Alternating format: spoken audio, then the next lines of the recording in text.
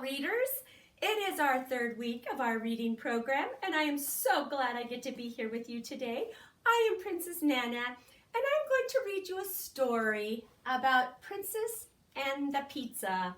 Aha, you weren't expecting that, were you? I wonder what princesses and pizza have in common. Princess Pauline needed a job. Her father had given up his throne to become a woodcarver and moved into a humble shack in the neighboring kingdom. Since the king was still learning, his carvings didn't sell, and Pauline's garden barely kept enough on the table. Pauline missed princessing. She missed walking the peacocks in the royal garden, surveying the kingdom from the castle tower, and doing the princess wave in the royal processions. Everybody practice your princess wave? Oh, I knew there was lots of princesses out there. Pauline tried walking a stray chicken around her shack, but it only pecked at her bare toes. Surveying the kingdom from the shack's leaky roof made even more holes. She tried princess waving to the townspeople from her father's cart, but nobody bothered to wave back. They just thought she was swatting at flies. Poor Princess Pauline. One day, a page rode past the shack, announcing that Queen Zelda and Blom was seeking a true princess to become the bride of her son, Prince Drooper. "This is my chance to get back into princessing," Paulina cried. She rummaged through her trunk of ex-princess stuff, brushed the wood shavings from her very best ball gown, and blew away the bits of sawdust that clung to her diamond tiara. Then she tucked a piece of garlic into her bodice and, for good luck, snipped some fragrant herbs to cover up the garlic smell and headed for the castle. That's one way to become a princess again. Paulina didn't expect much competition. There wasn't another princess for hundreds of miles. But when she got to Blom Castle, Pauline found she was only one of 12 princesses hoping to become the royal bride.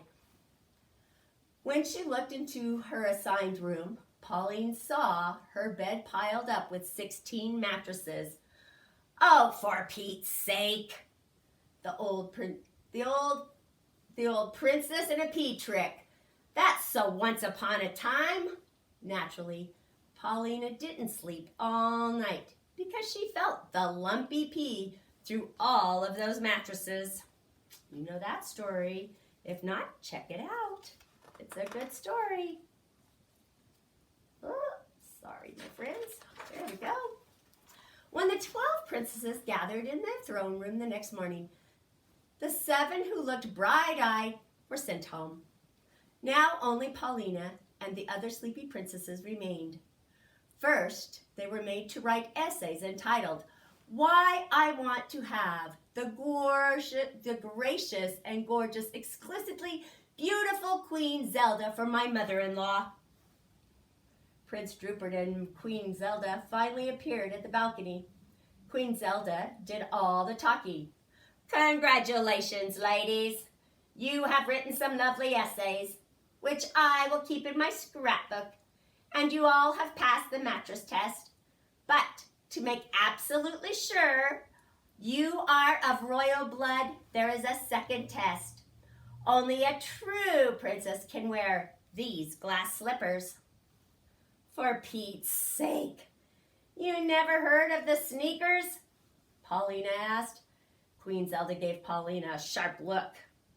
"Nobody said you had to hike in them. Just try them on." Uh-oh. After the royal page made his way around the room with the slippers, 2 big-footed princesses were sent home. Now only Paulina and 2 others remained. One was followed around by 7 strange little men, and the other had such a long braid dragging behind her, Paulina kept tripping over it. "For Pete's sake, you never heard of scissors?" Paulina cried. Queen Zelda glared at Paulina. "You have all passed the second princess test. Your final task is to cook a feast That proves you are worthy of being my dear Drupert's wife. This set up a wall among the princesses, especially Paulina. For Pete's sake, haven't you ever heard of a royal chef? Silence, said the queen. The table holds the makings of 3 fine feasts. Choose well, for the winner will become my dear Drupert's bride. As Paulina started for the table, the long-haired princess tripped her, then loaded up with food. By the time Paulina got there, the 7 strange little men had run off with everything but some flour, yeast, water, 3 overripe tomatoes, and a hunk of stale cheese. Hey, that's not fair. Queen Zelda, will you help me? No, said the queen, because you have a big mouth. That could get you in trouble. The servant escorted Paulina to her room and locked the door. Hey, how can I cook without a bowl or spoons or pots? There was no reply. Pauline tried to make bread, kneading the flour, water, and yeast together, but it only stuck to the tray in the flattened mess. She squished the tomatoes over the dough to brighten it up. It looked awful. She sprinkled cheese gratings on the top. It was still a mess, and Pauline was exhausted. For Pete's sake, where's your fairy godmother when you need her? I'm going to take a nap. She reached under the pile of mattresses, pulled out the offending pea, and climbed into bed. She hadn't been sleeping long when there was a knock on the door. Only 20 minutes left, called the queen. Zelda, I don't swear anything's cooking. I don't smell anything's cooking. I'm not cooking, said Paulina. I'm napping. Then I'm going home. You're not going anywhere, said the queen. The losers will be beheaded. Paulina sat bolt right up. Beheaded? You didn't tell us that. Oh, I forgot, said the queen. Can't I have a second chance? How about I try to spin straw into gold? Or maybe guess a weird little man's name? No second chances, declared the queen. But that's not fair, Paulina cried. Who needs to be the fair? I'm the queen. Paulina leaped out of bed and ran to the window, but it was an unbelievably long drop to the ground. The meal was her only hope. She rushed the tray over to the fireplace, stirred the few remaining hot coals, then crushed her garlic and sprinkled it over the mess for good luck. Finally, Paulina tossed on the herbs to cover up the garlic smell. Paulina paced back and forth, planning her escape. Perhaps she could make a meal with the long-haired princess Maybe she could make a deal with the long-haired princess to climb down her braid. She didn't notice that the goopy dough had browned into a crust. The tomatoes were bubbling, the hard bits of cheese had melted, and the fragrance of garlics and herbs filled the room. A page opened the door. Time's up. Pauline took a deep breath and carried her tray into the great dining room. The other princesses had made lovely feasts, especially the one who had the 7 little strange men to help her. Prince Drupert went right to Pauline's tray. It's not pretty, but it smells scrumptious. He helped himself to an unusually generous piece. What do you call this dish? Pauline shrugged. I don't know. It can't be an official entry in the contest if it doesn't have a name, said the queen. Oh, for Pete's sake, Paulina muttered. What's that? Snapped the queen. Pete's what? Remembering the beheading threat, Paulina frantically tried to think of a name.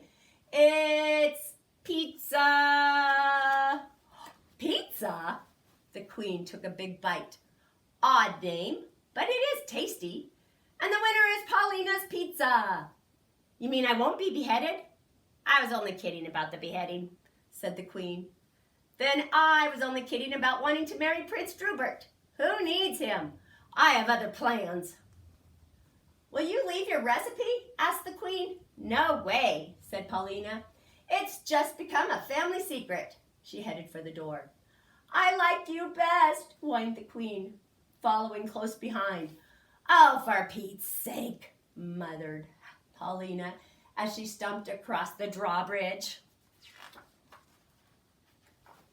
Princess Paulina's Pizza Palace opened a few weeks later. It featured unusual carved furniture and 50 kinds of pizza.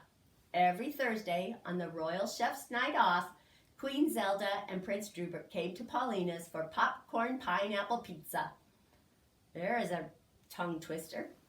They often stayed to play cards with Paulina's father.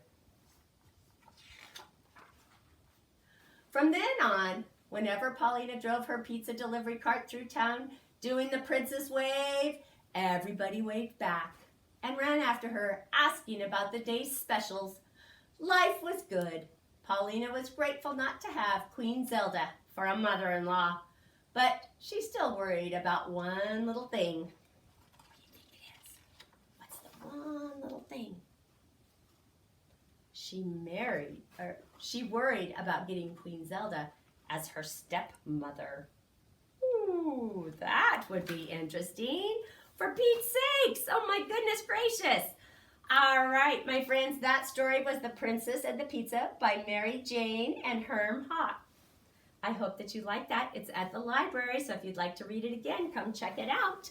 Now, for our activities that you get to do this week, we have The Princess and the Pea. And to help you out, see if you can design your own pizza.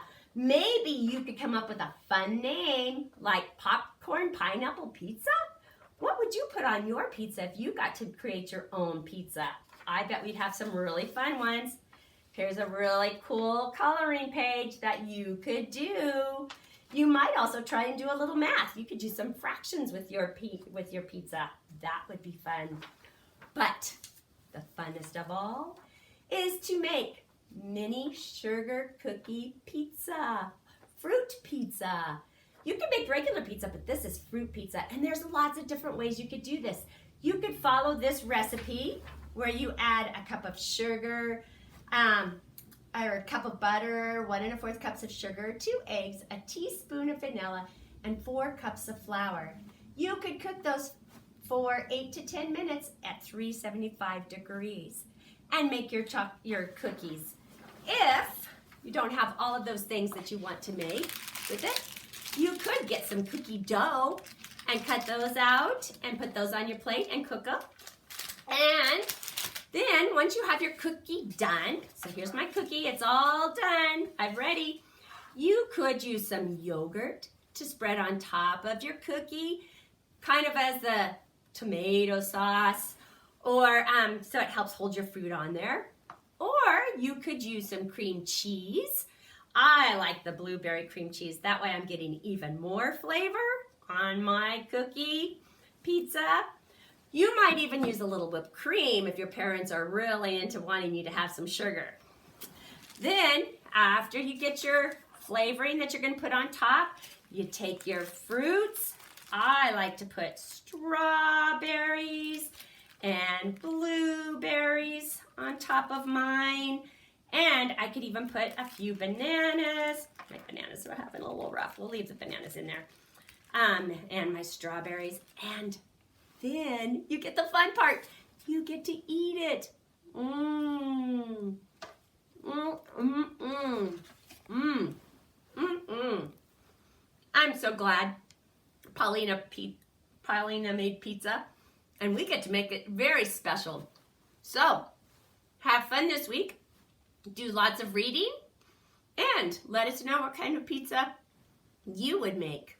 See you later. This is Princess Nana saying bye-bye. Oh, gotta get my princess wave. Bye-bye, my friends.